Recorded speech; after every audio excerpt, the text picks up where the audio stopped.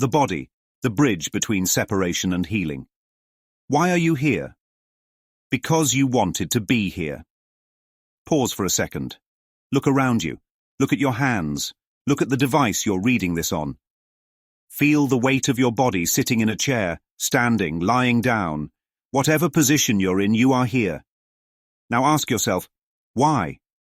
The simple answer is, because you wanted to be here. You wanted to experience this. And why do you appear to be in a body? Because you wanted to be separate. You wanted to feel what it was like to be a you apart from a them. Now let's take it deeper. Have you ever been in conflict with someone? What's one of the first things you instinctively want to do? Get away. You want space, you want distance, you want to separate yourself from the person because in your mind you believe you are different from them. One of you is right and one of you is wrong. You'd rather not deal with it at all. People say this all the time. I just don't talk to people anymore. I don't even want to be around humans anymore. I'd rather just be alone. Why? Because in that moment, separation feels like relief. Separation seems like the solution, and yet, what happens over time? The loneliness creeps in. The silence stops feeling peaceful and starts feeling empty. The very walls you built to keep others out become your own prison. And deep down, there's a longing, a desire to reconnect, a desire to join. But how? Because if you've spent your whole life using your body to prove separation, how do you suddenly use it to prove unity? And this is where the Holy Spirit meets you. Not somewhere far away, not after you've figured it all out, right here, right now, right where you think you are. The Uber driver metaphor, how Spirit meets you where you think you are. Let's say you call an Uber while standing right outside the Magnolia Hotel. You see the car approaching on the map. You're ready, you're waiting, and then your phone dings. Uber driver. Hey, I parked 2 blocks away.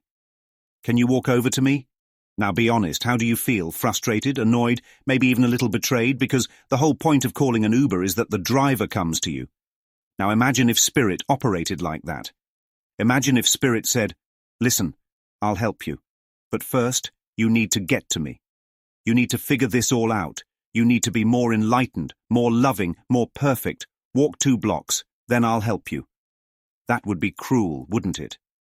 And yet, that's what many people believe about God.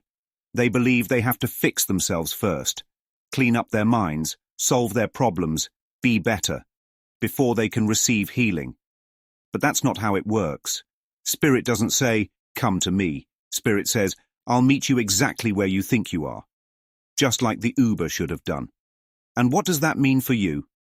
The body. A tool for separation or a tool for joining?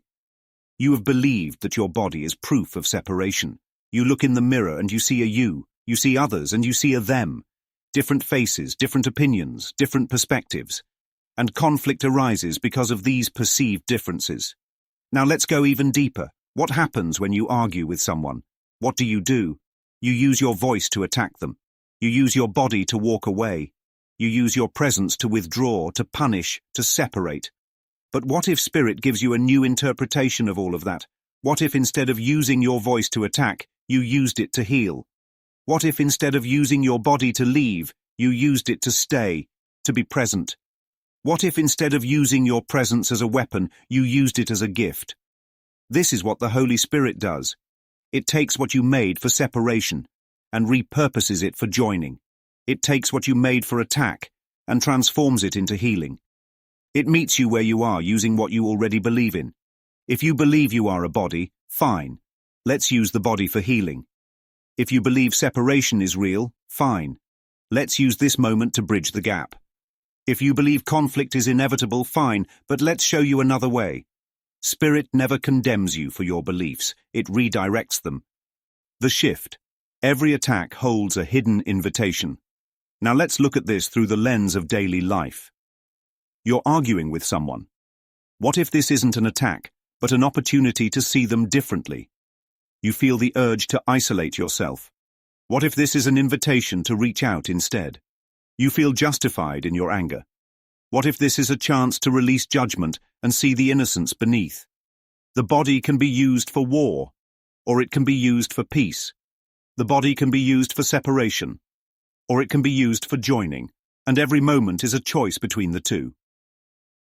Your invitation to see things differently. Right now you are listening to this with a body. Right now you are experiencing this as a you. That's fine. That's where you think you are. So let's meet you there.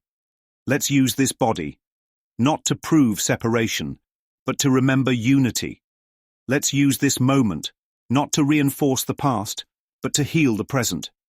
Let's use this life, not to justify pain, but to reveal love. Because no matter how much you think you are separate, no matter how much you believe your body is a cage, no matter how deeply entrenched the idea of me versus you has become, there is another way, and it starts by simply allowing spirit to meet you where you think you are. Are you willing to let that happen?